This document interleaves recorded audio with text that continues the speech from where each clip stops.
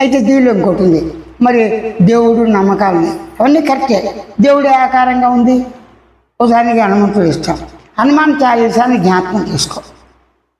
ఆ జ్ఞాపకం చేసేసుకునేది జ్ఞానం, గుర్తించిందేది జ్ఞానం, గమనించిందేది జ్ఞానం, అనుకున్నది ఎవరు? తాను. అంటే హనుమాన్ చాలీసాని జ్ఞాపకం చేసుకుంటూ ఆటోమేటిక్గా నీకు చాలీసా నడుస్తుందా? ఆ నడవటంలో ఒక శబ్దం పూర్తి అయితే కానీ రెండో శబ్దం రాదు. నేను శబ్దం అయిన తర్వాత ఉన్నాను వచ్చింది, నే అని చెప్పి నువ్వు రాకుండా ఉంటుందా?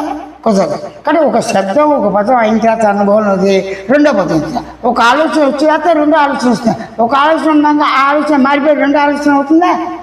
నేనున్నాను ఒక ఆలోచన,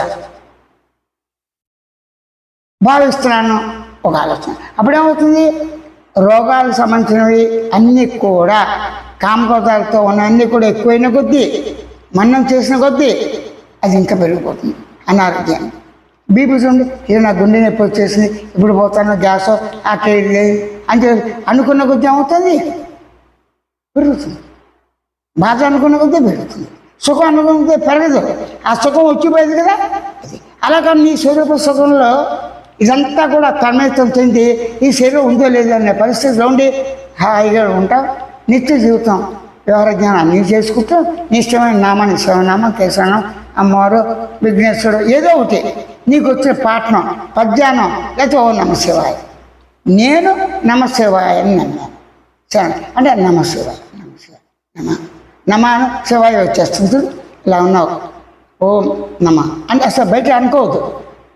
ఓం అని జ్ఞాపకం చేసుకుని నమశివాయ వచ్చేసిందే ఆటోమేటిక్. చూడు నమశివాయ, నమశివాయ, ఓం నమశివాయ, వాయుమ వాయు వాయు అలా చేసి ఏమీ లేకుండా గమనించచ్చు. అది నీ ఇష్టం. వ్యవహార జ్ఞానం మాత్రం మామూలుగా అన్ని పనులు చేసుకోవచ్చు, పూజా పునస్కారాలు చేసుకోవచ్చు, ఆరోగ్యం కావాల్సిన ఆహారం మార్చుకోవాలి కంపల్సరీ. దానికి సంబంధించిన ఏంటి? ప్రకృతి సృష్టిలో దేవుడు ఉన్నాడు లేడు నమ్మకం పక్కన పెట్టినా రోగానికి మందు కూడా ప్రకృతిలో ఉందిగా, ఉందా లేదా? మరి విషయానికి విషయం విరుగుడు కదా. అప్పుడు నొప్పి సంబంధించిన వ్యతిరేక భావంతో ఉన్నది తన దగ్గర ఉందిగా. అంటే ప్రశ్న ఆన్సర్ రోగాన్ని హీలింగ్ చేసే కెపాసిటీ తనకే ఉందిగా. అప్పుడు స్వయం గమనిక ఇది సహజమని మాత్రమే నిర్గుణ చైతన్య ప్రతిపాదిస్తున్నాడు.